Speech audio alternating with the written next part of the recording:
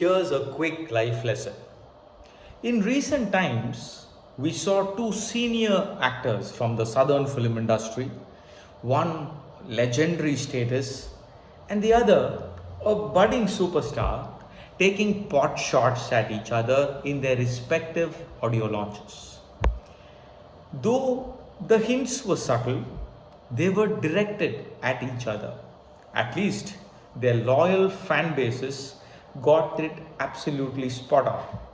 They understood the satires, and sometimes it was pretty obvious, as the audience would erupt every time a story is narrated about a life lesson, about some wisdom from the mouths of their revered stars. The audience would break into a trance. While watching this, I did feel that level of competition between someone who has already been in a legendary status, continues to be in one, and one who has seen superstardom feel a tad insecure about the other, threatening his place. And while this was happening, the budding star tries to take pot shots at a senior pro who's seen it all, gone through his own cycles, and has managed to scale such heights. While each of them were right in their own stance about why they should be celebrated, probably not ahead of the other, but maybe each of them are entitled to their right of that coveted title, or the fact that, being in the numero uno position, or being acclaimed as the number one. And who doesn't like it? And while I was looking at both their speeches and hearing that in absolute awe, a thought came to my mind that why does such things actually happen? Besides the pressures of the industry and besides the pressures of actually playing to the stands and the gallery, sometimes stars and people who achieve larger than life images do want to send out messages constantly, not just to their competitors, the rivals, to the audience, but sometimes even to themselves. How often do we leave a message for ourselves within us, or tell us something that we easily tend to forget, or we tend to easily overlook, or sometimes we probably think of that in absolute ignorance? But if we do leave an everlasting message to an audience that is glued to us, do we feel totally something that we have uttered that we need to stand by, or in a place where we have probably said that as a mass communication message, or the thoughts that's running in our mind that could easily spread about behavioral psychology changes or make the audience act in a particular way? How often does that particular thing actually bind us to? On the one hand, this was going through my mind, while on the other hand, I have also thought to myself that somewhere both of these stars would probably have admired each other's work, or would probably want to learn from each other's work.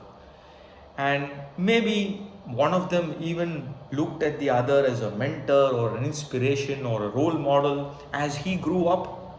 And when it comes to a similar stage, no one wants to back out.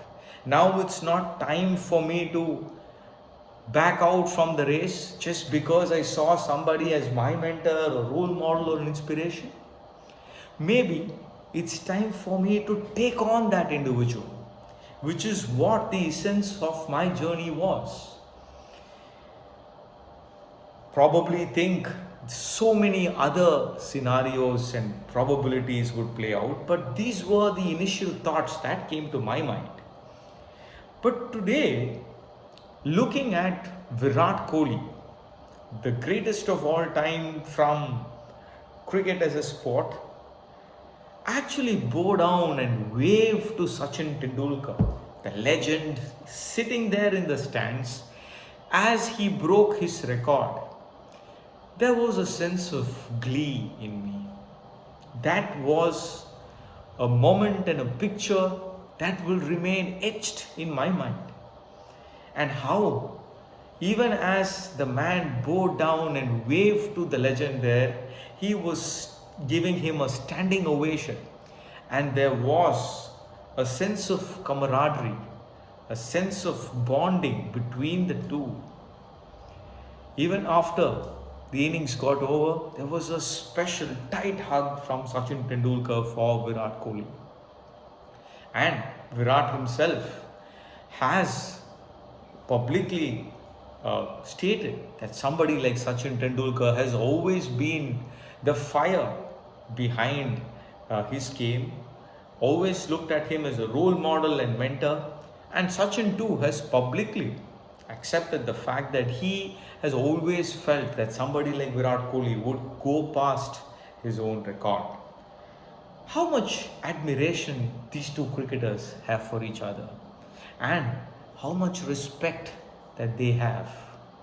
Even cricket as a sport tends to be competitive, and there could be a lot of elements of jealousy and people looking to get the better of somebody else. But there are moments such as these where two absolute legends and one going past the other is greeted with glee, happiness, pleasure, and elation. And when somebody else actually acknowledges that individual with a bow and says, "This is probably a tribute to yourself," such moments have to be revered. And having said something like this and about these two contrasting situations, I probably felt to myself that a lesson in life is always to admire, to look up, to draw inspiration, to probably get inputs from an individual who you have seen as a mentor or a role model or somebody who's inspired you. And even when you get to a similar stage, what could we do to ensure we can still be professional and still see that individual as our role model? Can we complement each other, grow in an ecosystem where it's all about praise, accolades, achievements, and telling people and celebrating each other's success? Can it be saying publicly and acknowledging that somebody else is better than me in this particular aspect? Or I have probably looked up to this individual irrespective of their journey or age or where they stand. Learning from every quarter needs a curious heart and mind and some acceptance. It could be from anywhere, but if you are an eternal learner, or if you are somebody who constantly appreciates and appreciates publicly, there is every chance that the world will elevate you. There is a quote that I read recently that when you lower yourself, the world elevates you. And when you elevate yourself, the world probably lowers you. A very profound life lesson and something for each one of us to think of. And these two situations too, it could happen to anyone, anywhere, at any juncture of our life. How do we look at it? How do we respond to it? And what life lessons we draw from it is something that will come from our own perspective. So think about that for yourself. What you choose to do will be your response. And try to be someone who you can learn from.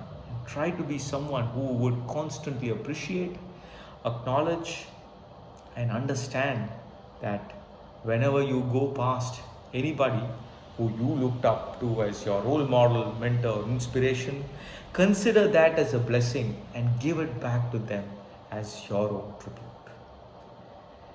Well, this is a life lesson for myself, and I would never forget this. I hope this would be yours too.